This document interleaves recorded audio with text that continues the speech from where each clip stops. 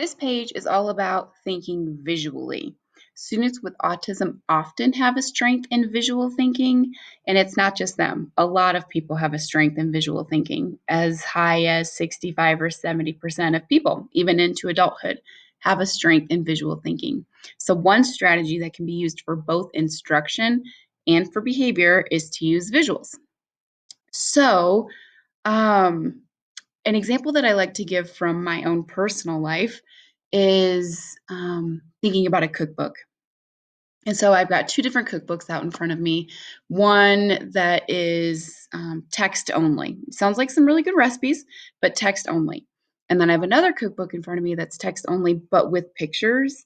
And 95% of the time, I go to the cookbook that has the pictures in it because I'm drawn to it. I'm visually drawn to it because I know exactly what it's supposed to look like when it's done.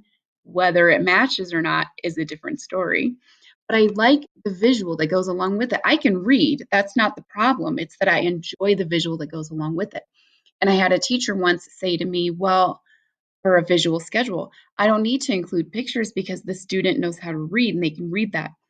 And I had brought up the cookbook story, and so she included visuals on that visual schedule, and she was like, "It was amazing. He attended to his visual schedule so much more because he appeared to be engaged with it even more." So don't overestimate the importance of visuals, especially with instruction and especially with behavior.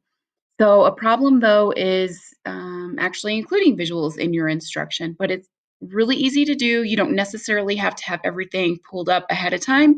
You could be talking about wolves, for example.